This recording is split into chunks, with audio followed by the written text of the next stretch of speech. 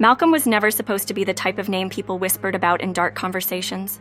He was supposed to be the kid who made it out, the one who worked his way through the noise of the world and proved that talent and persistence could actually mean something.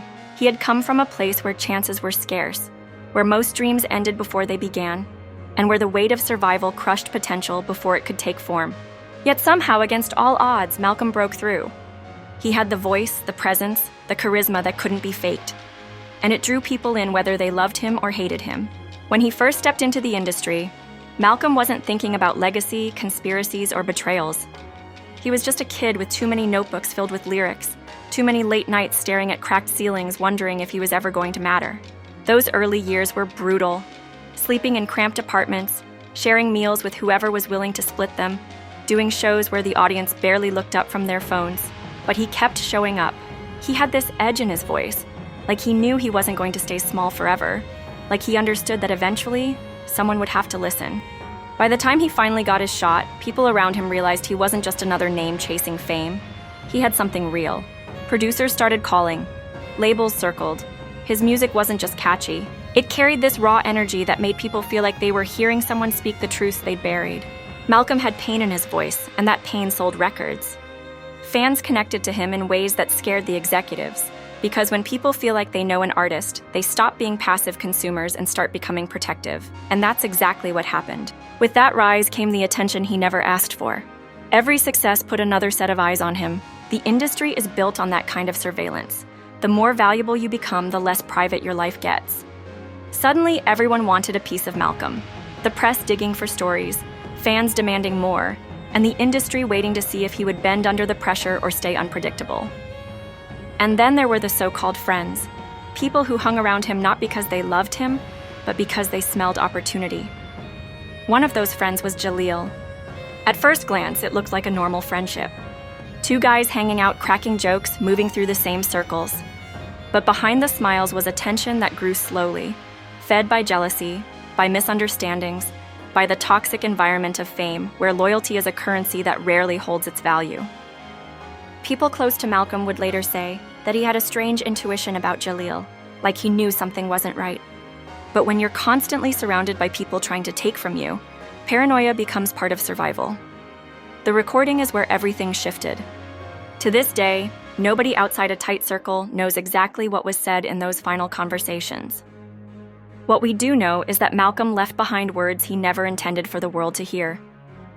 He spoke into that microphone like a man who had been broken down, like someone who felt trapped in a machine that was eating him alive. There was anger in his voice, but also exhaustion. He talked about betrayal, about pressure, about the kind of fear that doesn't come from outside threats, but from the knowledge that the very people closest to you might be the ones holding the knife. Rumors say Jaleel was the one who got his hands on that recording. Nobody has ever confirmed it outright, but whispers online painted him as the leak, the one who took Malcolm's final words and exposed them not out of concern, but out of spite. Theories spiraled. Was it revenge for something Malcolm had said? Was it about money? About proving a point? About destroying a reputation that had become larger than life? The truth got lost somewhere between speculation and silence, and the silence only made things louder. When the recording finally surfaced, it didn't hit the world all at once. It crept through the cracks of forums, private groups, and underground circles before exploding into the mainstream. People listened in shock, then in denial, and then in anger. This wasn't just music. This wasn't a performance. This was a man unraveling in real time, and people couldn't look away. The more it spread, the more it consumed Malcolm's image. He wasn't just the rising star anymore. He was the cautionary tale, the tragedy people couldn't stop dissecting. But the story didn't end with the leak. That was just the beginning of the collapse. After the recording came out, the industry turned cold.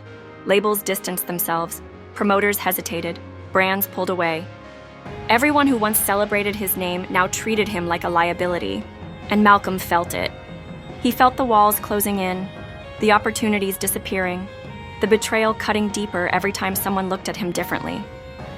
Imagine standing in the center of the world you built, only to watch it crumble because of something you said in what you thought was privacy.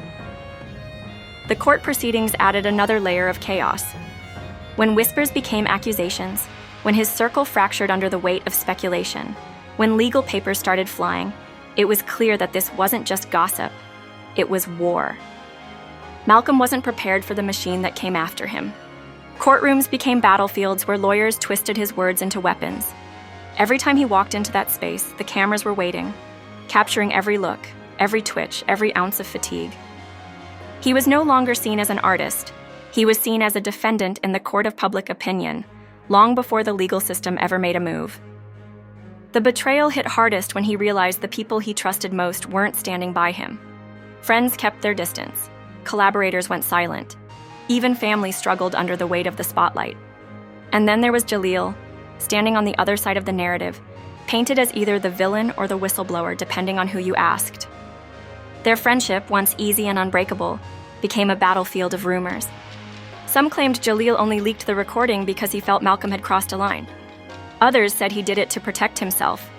And some swore he was pressured by forces bigger than either of them. As Malcolm's world closed in, his mental state began to fracture. He moved like a man haunted, avoiding cameras, speaking less, retreating into shadows. He wasn't the same presence he once was. Fans who caught glimpses of him described someone carrying invisible weight, someone who seemed older than his years, someone who had already seen the end coming. And in some ways, maybe he had. Those final days were marked by silence, but silence louder than any scream. He avoided the stage, avoided the spotlight, avoided the very thing that had given him purpose.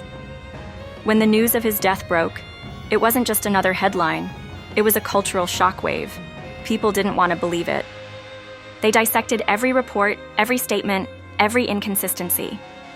Was it really what they said it was? Or was there more hidden beneath the surface? Theories ran wild. Some claimed the industry wanted him gone because he knew too much. Others said the pressure finally crushed him. And still others swore the recording itself was the trigger, the final domino in a chain of betrayals that pushed him past the point of return. The aftermath was chaotic. Fans flooded the internet with tributes, theories, anger, and heartbreak. Memorials appeared overnight. People who had barely known him posted like they had lost a brother. Celebrities weighed in with carefully crafted words, some genuine, some suspiciously timed. The recording was dissected over and over, line by line, until it became less of a message and more of a prophecy. People heard warnings in his words. They heard accusations. They heard a man predicting his own downfall. Years later, the questions haven't stopped.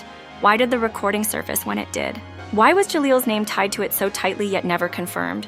Why did the industry turn so quickly? And most of all, why does it feel like Malcolm's death left more shadows than answers? His story has become legend, a cautionary tale wrapped in mystery. Every time someone digs into it, they find new fragments, new contradictions, new reason to wonder if the truth was buried along with him. And maybe that's the point. Maybe the reason people can't stop talking about Malcolm is because deep down, everyone knows we were never given the full story. His life was a reminder that the climb to fame is brutal, that the people closest to you can become your downfall, and that sometimes, even when the truth is spoken, it's twisted until it's unrecognizable. What he left behind wasn't just music, wasn't just a leaked recording, wasn't just headlines. It was a legacy built on questions that will never fully be answered. And that's why, even now, his name still lingers in whispers, his story told and retold, each time a little different, each time a little darker.